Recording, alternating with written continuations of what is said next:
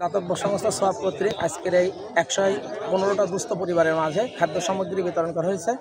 এর ভিতরে 20 কেজি সমপরিমাণ খাদ্য সামগ্রী আছে, যার ভিতরে আছে 10 কেজি চাউল, 4 কেজি আলু, 1 কেজি পেঁয়াজ, 1 কেজি চিনি, 1 কেজি ডাল, 2 কেজি ডাল, 1 লিটার তেল সহ প্রায় 20 কেজি সমপরিমাণ 2000 টাকা মূল্যের সামগ্রী বিতরণ করা হচ্ছে। যে প্যাকেটটি আজকে আপনাদের সামনে রয়েছে, এই প্যাকেটটি কিন্তু করুণা বা ভিক্ষা নয়, এটা ভুল ধারণা। এটা হচ্ছে আপনাদের অধিকার। এই ব্যক্তি এবং ব্যক্তিবর্গ যারা এই সুন্দর মাদ্রাসা পরিচালিত করছেন, তাদের মাদ্রাসা রেজিস্ট্রেশন পাওয়ার জন্য যদি আমাদের দলের পক্ষ থেকে এবং আমাদের ব্যক্তি পক্ষ থেকে কোনো সহযোগিতা লাগে, আপনারা যোগাযোগ করবেন।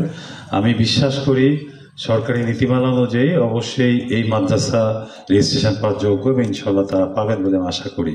আশরাফুজ্জামান, যিনি অত্যন্ত বড় মনের মানুষ, যিনি শুধু লন্ডনে বসে থেকেও প্রতিনিয়ত এই এলাকার যারা অসহায় মানুষ রয়েছে, যারা আর্থিক কষ্টে ভুগছে, তাদের কথা প্রতিনিয়ত মনে করে এলাকার অসহায় মানুষের পাশে সব সময় দাঁড়িয়ে থাকেন, এটা আমরা দেখেছি।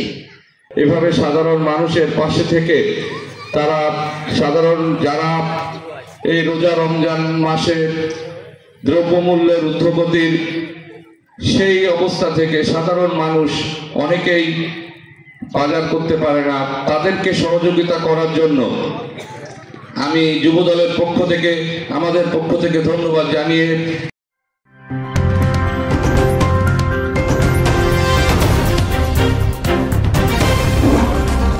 Voice of Tiger.